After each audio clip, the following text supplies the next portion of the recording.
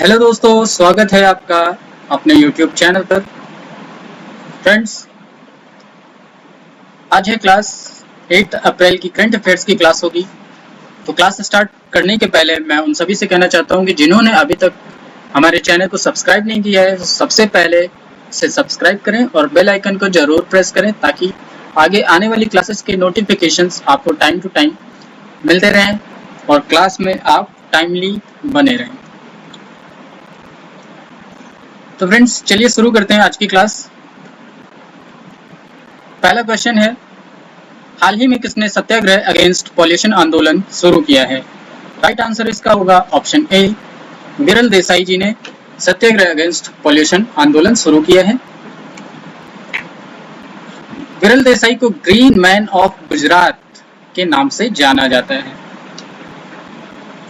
यह मूवमेंट या ये जो आंदोलन है, आजादी का अमृत महोत्सव कार्यक्रम के एक हिस्से में इसे शुरू किया गया।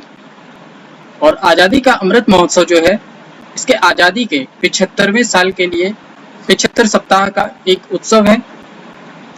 और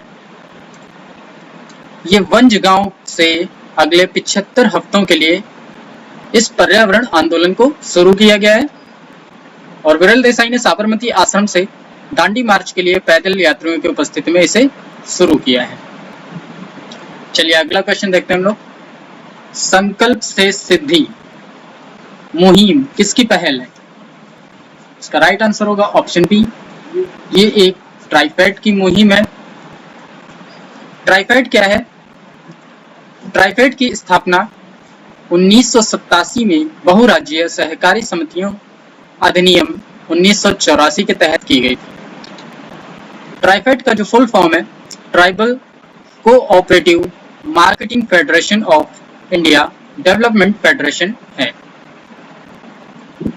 तो ट्राइफेड ने ये संकल्प से सिद्धि जो मुहिम है, इसे लॉन्च की है। इसका उद्देश्य क्या है? इसका उद्देश्य है गांवों में वन धन विकास केंद्रों को सक्रिय करना। इसमें 150 टीमें शामिल होंगी, जिनमें से प्रत्येक 10 गांवों का दौरा करेंगी। और ये जो मुहिम है, ये कितने दिनों तक चलेगी? 100 डेज के लिए ये मुहिम चलेगी। अगला क्वेश्चन, नेशनल मैरीटाइम डे कब मनाया जाता है? राइट आंसर इसका मार्क होगा ऑप्शन बी, 5 अप्रैल। 5 अप्रैल को नेशनल मैरीटाइम डे मनाया जाता है। अगर आपसे वर्ल्ड मैरीटाइम डे पूछता है, वर्ल्ड मैरीटाइम अगर आपसे पूछेगा, वर्ल्ड मैरीटाइम डे कब मनाया जाता है? हर साल सितंबर के अंतिम सप्ताह में ये मनाया जाता है। और जो नेशनल मैरीटाइम डे है, पहली बार कब मनाया गया था? पहली बार मनाया गया था 5 अप्रैल 1964 को मनाया जाता है। इस दिवस का मकसद सुरक्षित एवं एनवायरमेंटल फ्रेंडली अंतर महाद्वीपीय वाणिज्य और वैश्विक अर्थव्यवस्था को बढ़ावा देना है। इसके अलावा इसका एक और महत्वपूर्ण उद्देश्य देश के समुद्री क्षेत्र की रक्षा एवं संरक्षण करना है। अगला क्वेश्चन देखेंगे, विजोशा ओस्मानी सैड्रियो किस देश की राष्ट्रपति चुनी गई है? राइट आंसर इसका होगा ऑप्शन ए, कोसोवो की राष्ट्रपति चुनी गई है। और ये दूसरी ऐसी महिला है जो कि कोसोवो की राष्ट्रपति चुनी गई है। इसके पहले यानी कि पहली जो राष्ट्रपति थी वो कौन थी? वो थी हसीम थाकी। हसीम थाकी के स्थान में अब विजोशा ओस्मानी सैड्रियो राष्ट्रपति का पद संभालेंगी। अगर आपसे कोसोवो की राजधानी मुद्रा पूछता है, तो राजधानी में आप प्रिस्टीना जो है वो आप नोट कर लीजिए। इसे मुद्रा यहाँ की यूरो होगी। कोसोवो युद्ध के बाद देश की 7वीं राष्ट्रपति हैं ये, और ये दूसरी महिला राष्ट्रपति हैं, जैसा कि मैंने बताया। और इसको जो आज़ादी जो मिली थी वो 2008 में ये कोसोवो आज़ाद हुआ था।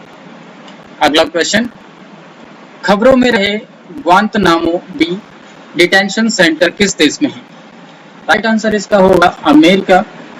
ऑप्शन सी इसका राइट आंसर होगा। ग्वांतनामो बे डिटेंशन सेंटर जो कि बेसिकली है, जो ये खूंखार आतंकवादियों के लिए है। और ये अमेरिका के क्यूबा में स्थित है।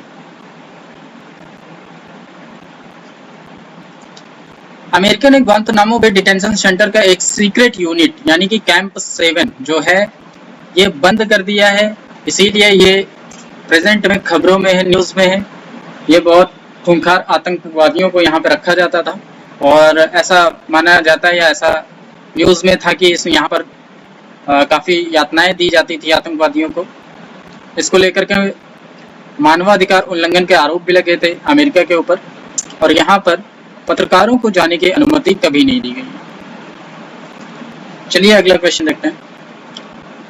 हाल ही में जस्टिस एन.वी. रमन्ना को भारत का अगला मुख्य न्यायाधीश नियुक्त किया गया है। वे देश के कौन से नंबर के मुख्य न्यायाधीश होंगे? इसका राइट आंसर होगा ऑप्शन सी, ये 48वें होंगे चीफ जस्टिस। और ये किसका स्थान लेंगे? ये स्थान लेंगे जस्टिस बोबड़े जी का स्थान लेंगे।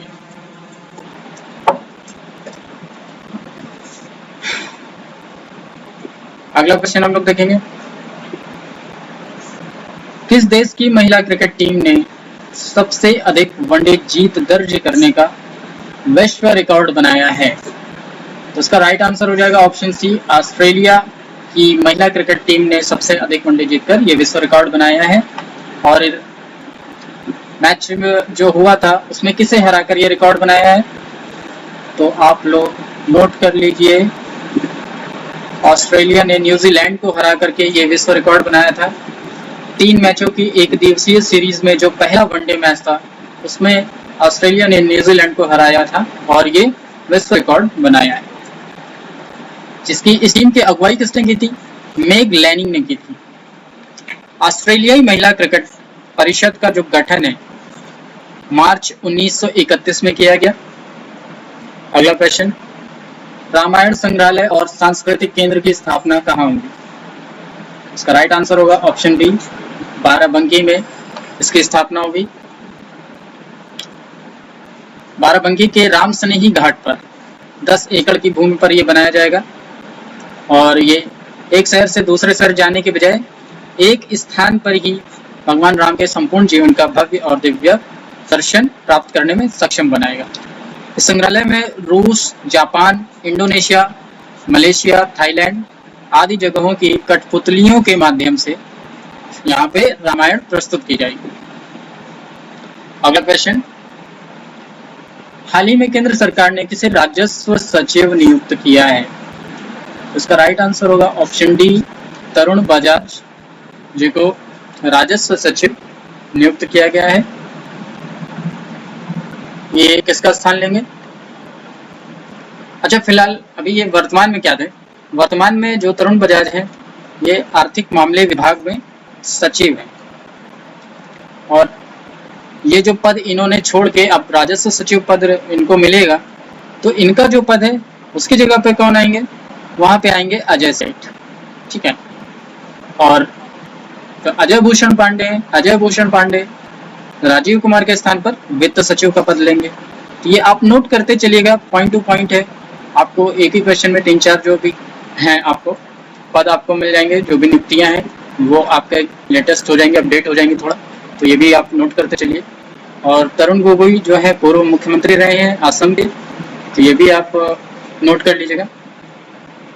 1987 IAS बैच के तरुण बजाज को राजस्व सचिव पद पर नियुक्त किया गया। अगला क्वेश्चन, खबरों में रहा E9 का संबंध किस क्षेत्र से है? तो इसका राइट आंसर होगा ऑप्शन बी, ये शिक्षा क्षेत्र से संबंधित है। E9 क्या है? E9 ये 9 देशों के लिए है, 9 देशों के लिए एक तरह की ये योजना है जिसका लक्ष्य है बच्चों को शिक्षित करना और इन देशों के बीच सहयोग को बढ़ावा देना। E9 पहल जो है 1993 में नई दिल्ली में हुए शिखर सम्मेलन में लॉन्च की गई थी और ये 9 देशों के लिए। 9 देश कौन कौन से हैं आप लोग नोट कर लीजिएगा? बांग्लादेश, ब्राजील, चीन, मिस्र, भारत, इंडोनेशिया, मैक्सिको, नाइजीरिया और पाकिस्तान।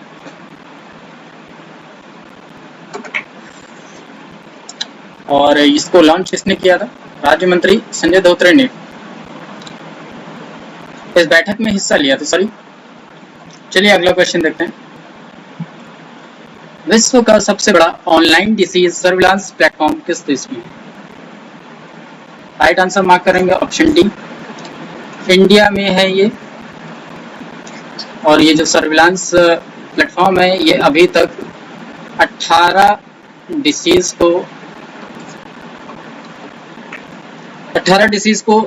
डिसीज की नजर बनाए रखता था अभी, लेकिन ये 18 की जगह क्या हो गया, ये 33 बीमारियों पर नजर रखेगा, ये हमको ट्रैक करेगा। इसकी शुरुआत किसने की? इसकी शुरुआत नई दिल्ली में वर्चुअल माध्यम से इंटीग्रेटेड हेल्थ इंफॉर्मेशन प्लेटफॉर्म यानी कि IHIP ने की। IHIP की शुरुआत हुई है और IHIP वर्तमान में इस्तेमाल किए जा रहे एकीकृत रोग निगरानी कार्यक्रम के अगली पीढ़ी और रिवाइज्ड वर्जन है। भारत इस तरह की उन्नत रोग निगरानी प्रणाली अपनाने वाला विश्व का पहला देश है। अगला क्वेश्चन, अटल मिशन इनोवेशन का नया मिशन निदेशक किसे नियुक्त किया गया है? तो फ्रेंड्स, इसके पहले ये क्वेश्चन आ चुका है और इसके बारे में मैं आपको बता भी चुका हूँ। तो नया मिशन निदेशक पूछा है, जबकि मैंने आपको पहले बताया है कि जो इसके निदेशक हैं, मिशन निदेशक हैं, श्री रामानाथन रामानंद जी थे। अब उनका जो स्थान है डॉक्टर चिंतन वैष्णव जी हैं संभालेंगे। वर्तमान में डॉक्टर चिंतन अमेरिका के मैसाचुसेट्स इंस्टीट्यूट ऑफ टेक्नोलॉजी से जुड़े हुए हैं। अगला क्वेश्चन देखेंगे, खबरों में रहा सदाबहार किस फल की किस्म का है? इसका राइट आंसर होगा ऑप्शन डी, ये आम की किस्म का है और इसे सदाबहार नाम दिया गया है। तो राजस्थान के जो किसान हैं श्री कृष्ण सुमन, इन्होंने ये किस्म को विकसित की है और इसका पेड़ काफी छोटा होता है और छोटे होने की वजह से ही इसे किचन गार्डन में भी लगाया जा सकता है और इसे नेशनल इनोवेशन फाउंडेशन ने भी मान्यता दे दी है। तो फ्रेंड्स, ये था लास्ट क्वेश्चन आज की क्लास का। आपको ये क्लास कैसी लगी? आप लोग लाइक कीजिएगा और कमेंट करके जरूर बताइएगा कि क्लास आपको कैसे लगी और अपने फ्रेंड्स में इसे शेयर करिएगा। और चैनल जिन्होंने अभी सब्सक्राइब नहीं किया है उस चैनल को ये सब्सक्राइब करें और बेल आइकन को जरूर प्रेस करें। Thank you for watching.